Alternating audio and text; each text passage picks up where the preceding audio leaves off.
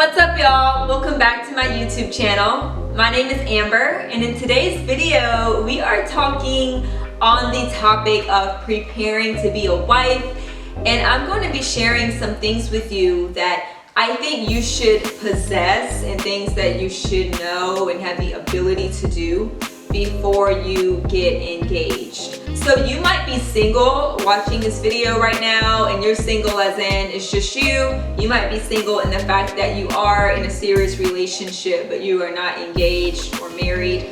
Or maybe you're watching this video and you are engaged, preparing to be married. I think that no matter what category you fall into, that all of this is beneficial.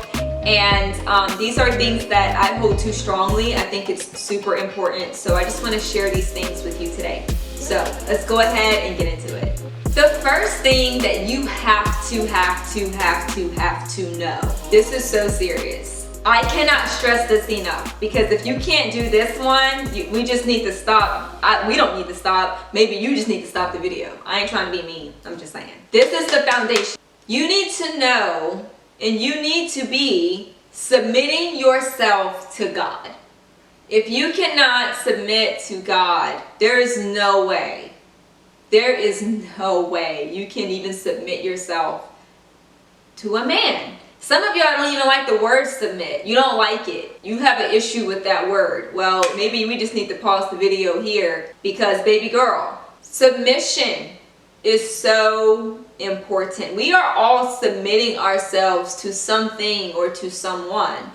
And no matter what you do or where you are, you submit to somebody. You are submitting yourself to somebody.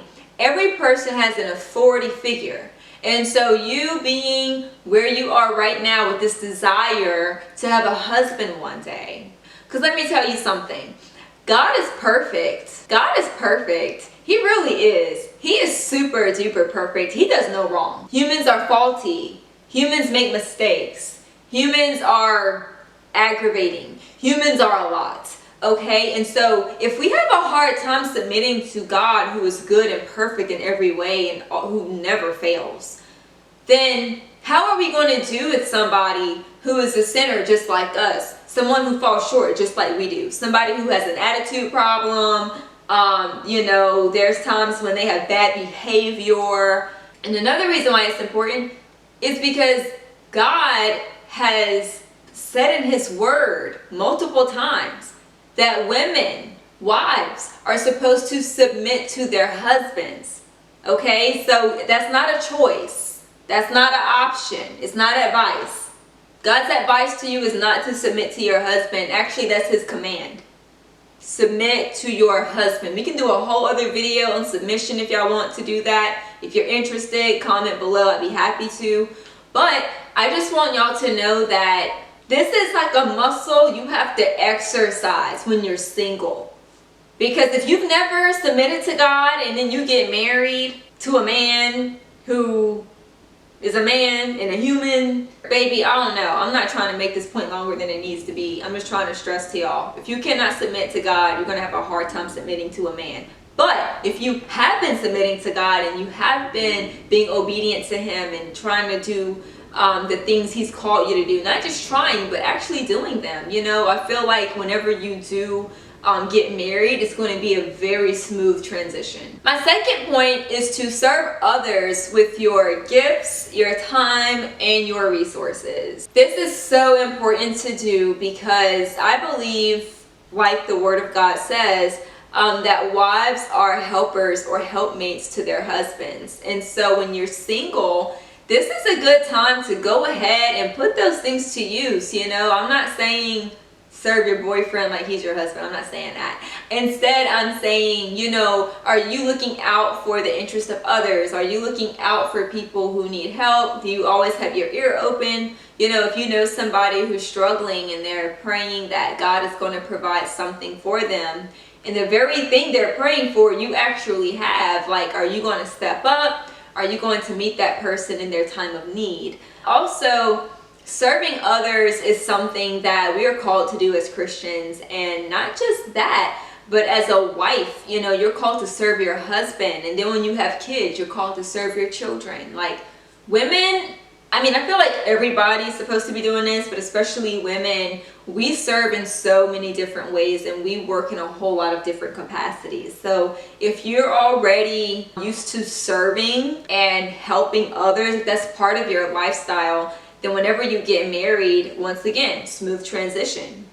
But if you're not used to that, if you live a very self-centered life, meaning that the only person on your radar and the only person you think about is yourself, then you're going to have a difficult time trying to serve someone else because that's something you're not yet used to. The third thing that we need to have and we need to possess is the true understanding and acceptance of our own value and worth. I cannot stress this point enough. I think it's sad when I see women get married who are just, they don't see themselves for who they really are. And I think we all struggle with insecurities and self-esteem issues, things like that. But it's just something about a woman who just does not see her value or doesn't see her worth. And then she ends up with somebody who takes advantage of that. It's almost like they preyed on her because they wanted somebody that they could manipulate and that they could take advantage of. So I want to say, make sure you understand your value and your worth. And if you don't understand, you can pray and ask God to help you. That's what I did. I did not always understand my value or my worth. I knew God loved everybody, so I didn't understand what made me so special. God loves you. Okay, yeah, but he loves everybody. So what's your point? You know, that was kind of my attitude. But I want to just say it's so important to know your value and to know your worth because that actually affects your confidence. And just like we want a husband who's confident, men want wives who are confident. They want a woman who can hold it down and a woman who is self-assured. So it just changes the dynamic, you know, it really does. And if you come in with that understanding, it's just like, wow, like she blows it out the water every time, you know. I'm not saying to be conceited or anything like that.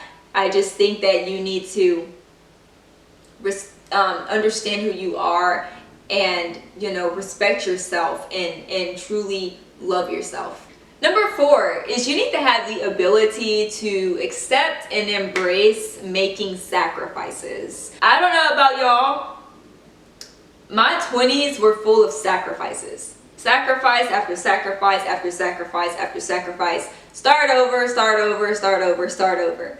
And oh my gosh, y'all, that was a lot for me. But I can say that I honestly think having to make so many sacrifices and having seasons of life where I didn't have a lot and in other seasons where I had plenty, it just kind of showed me some different perspectives and it taught me how to be resourceful at different times. But anyways, making sacrifices is important to know how to do when it's just you, because when you get married, you're going to have to make sacrifices. You're going to have to compromise on some things. You're going to have to put your spouse before yourself. You're going to have to just do these things that are so uncomfortable and hard. And so if you can go ahead and do that now, whatever that may look like for you, whatever God is showing you that looks like in your life, you know, if you can do that, then whenever you get married, it's really going to be beneficial. You'll be like, okay, I've been here before. We can do this. I'll give y'all an example of what I'm talking about. When I was in college, I had to pay my way through school, and that was 5 years of having to do that. And I never had money, y'all, like never. And I didn't go shopping. If I did, I would thrift. Nothing wrong with thrifting. But that's what I would do because that's all I could do. And if you know me, you know I really like fashion, I like style, but I just never had money to look the way I wanted to look or present myself how I wanted to present myself. Now, fast forward years later, my husband and I are actually in the process of paying off his student loans. And because we are so focused on this goal, you know, we want to be debt free by this year or early next year. But because we're focused on this goal, we know we have to make sacrifices in order to make this happen. And because I have been in a place before where I had to make sacrifices, it's not hard for me to have to do it again because I'm already familiar with these waters. I've been here before, I've been in this place, and I know what's necessary and I know what it looks like. But I'm not really focused on the sacrifice itself. I'm focused on the bigger picture of why we're doing what we're doing. I don't know what that looks like for you. I really don't. But I just know that no matter who you are, where you live, or what you have, that we all have to make sacrifices. So don't run from it, just do it. And the last point I want to make is to be a good steward of your resources. Steward what you have well.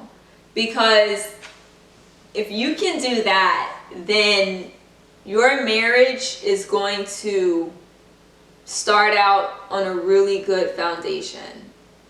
And maybe the person you're marrying, maybe they haven't been a good steward of their finances or their resources. Maybe them seeing you and what you bring to the table might just inspire them and show them, oh, I got to get it together. But also, I think just stewarding your resources well. I mean, it goes without saying that whenever you are preparing to get married, I mean, there's things you have to pay for. Your wedding, you have to pay for where you're going to live. You got to pay for furniture. If you want to take a nice trip for your honeymoon, you got to pay for that. There's a lot of money involved. And so I would just say to steward those finances well. And you know what? Don't stop. Whenever you get married, continue to steward your resources well. I keep saying finances, but I know resources look a lot of different ways. But yes, steward it well. Steward your time well, money, gifts, whatever God gives you, a position, a title, whatever.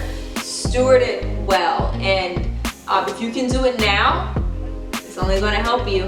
It's only going to help you in the future. Well, that's all I have for today's video. If you enjoyed it, please give it a thumbs up and comment below something I said that really resonated with you. Also, if you have not yet, please subscribe to my YouTube channel. I would love to have you a part of my online community. And lastly, share it with a friend. If there's a girl out there who you know that really needs to hear something I shared today, don't be stingy. Share it with her. Thank y'all so much for watching. I will see you next time. Take care.